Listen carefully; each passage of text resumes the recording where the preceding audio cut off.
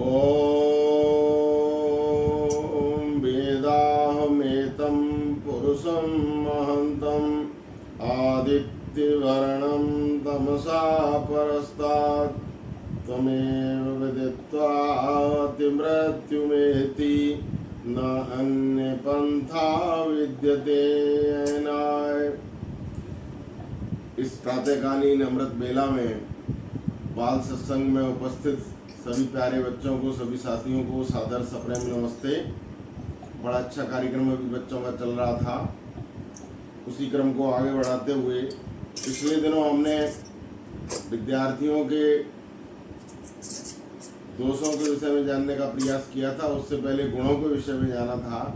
तो जो गुण होते हैं वो तो हमको धारण करने पड़ते हैं, जो बुराइयां होती हैं वो छोड़नी पड़ती हैं। जैसे आपने वो मंत्र प्रार्थना का पढ़ा है, ओम विश्वानि देव सवितर दुरितानि पराशु यद भद्रम तन्नाशु। हे परमपिता परमात्मा, आप हमारे संपूर्ण दुर्गुण और दुर्व्यसन दुखों को दूर कर दीजिए। तो दुर्गुण और दुर्व्यसन जब हम दूर करते हैं तभी हमारे कष्ट दूर होते हैं। और फिर आगे कहा गया है जो कल्याणकारी गुण कर्म स्वभाव और पदार्थ हैं वे सब हमको प्राप्त कराइए। तो अच्छे गुणों की चर्चा कर चुके थे। अब क्या क्या बुराइयां हैं जो विद्यार्थियों को छोड़नी होती हैं। तो महाभारत में वो श्लोक आया, विद्यार्थी के अंदर 7 दोष प्रमुख माने गए हैं।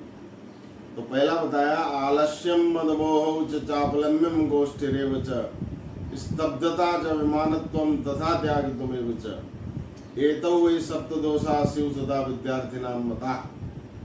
वो कहते हैं पहला दोष, सबसे बड़ा दोष जो है वो आलस है। आलसी विद्यार्थी कुछ भी नहीं कर सकता, क्योंकि आलस्य कुतो विद्या, आलसी व्यक्ति को विद्या नहीं आ सकती। तो पहला दोष आलस बताया गया। और दूसरा दोष कहा गया कि नशा करना। नशीले पदार्थों का हमें कभी सेवन नहीं करना चाहिए, नशीले पदार्थों से बचना चाहिए। बीड़ी, सिगरेट, शराब, जितने भी नशीले पदार्थ हैं उनसे हम दूर रहें।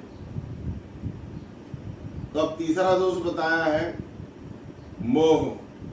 अब मोह क्या होता है, इसके विषय में गीता में भगवान कृष्ण अर्जुन को उपदेश देते हुए दूसरे अध्याय के अंतर्गत कहते हैं कि ध्यायते विषयान पुंसा संगस्तोष उपजायते संगात संजायते कामा कामात क्रोधो विजायते क्रोधात भवत सम्मोहा सम्मोहात स्मृति विभ्रमा स्मृति वंशात बुद्धिनाशो बुद्धिनाशा प्रणश्यति।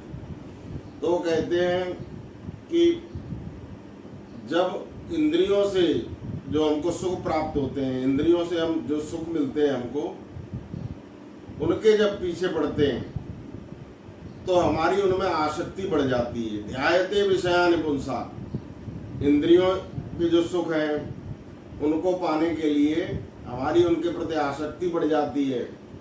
जब आसक्ति बढ़ती है तो फिर वो आगे लिखा है वो उससे फिर हमारी कामना होती है, इच्छा होती है कि अमुक पदार्थ हमको मिल जाए। जब वो पदार्थ हमको नहीं मिलता है तब क्रोध उत्पन्न होता है।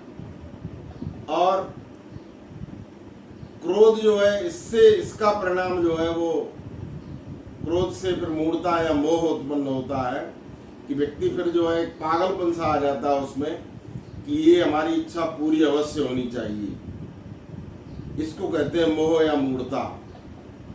तो ध्यायते विषयान पुंसा संगस्तोष उपजायते संगात संजायते कामा कामात क्रोधो विजायते क्रोधात भवत सम्मोहा, क्रोध से फिर मोह या मूढ़ता उत्पन्न होती है। और सम्मोहात स्मृति विभ्रमा, जब इतनी ज्यादा मूढ़ता, इतना ज्यादा पागलपन आ जाता है, कोई व्यक्ति किसी वस्तु को पाने के लिए उसका इतना उतावला हो जाए राग और द्वेष के कारण कि वो अपना अच्छा बुरा जब भूल जाता है, इसको कहते हैं मोह या मूढ़ता। तो इससे क्या होता है, आगे लिखा है कि फिर स्मृति का नाश हो जाता है, हमारी जो याददाश्त है वो समाप्त हो जाती है। और आगे लिखा है कि फिर स्मृति जो याददाश्त है उसके नष्ट होने से हमारी बुद्धि नष्ट हो जाती है। और बुद्धि के नष्ट होने से कहते हैं कि सब कुछ नष्ट हो जाता है, क्योंकि बुद्धि ही वो है जो हमको सही या गलत रास्ता बताती है। तभी तो गायत्री मंत्र की महिमा है। गायत्री मंत्र में कहा गया है धियो यो न प्रचोदयात्, कि हे परमपिता परमात्मा हमारी बुद्धियों को सन्मार्ग की तरफ प्रेरित करो। तो बुद्धि यदि हमारी नष्ट हो जाएगी, बुद्धि किससे नष्ट होती है? वो जो मोह उत्पन्न हुआ, मोह के कारण पागलपन सा जो आया, उससे स्मृति समाप्त हो गई, याददाश्त समाप्त हो गई। तभी तो बहुत से विद्यार्थी आज पढ़ते हैं, कल उनको याद नहीं रहता। प्राचीन समय में ऐसे ऐसे स्मरण शक्ति के लोग हुआ करते थे जो एक बार सुन लेते थे और उनको याद हो जाया करता था।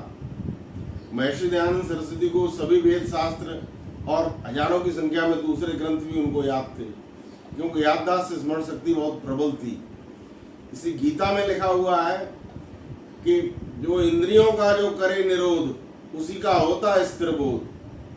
मैत्री शरणगुप्त ने इसी श्लोक का पद्यानुवाद करते हुए लिखा है कि इंद्रियों का जो करे निरोध, उसी का होता है स्थिर बोध। विषय सेवन से विषयाशक्ति और बढ़ती है अति अनुरक्ति, इसी से काम काम से क्रोध प्रकट होता है बिना विरोध।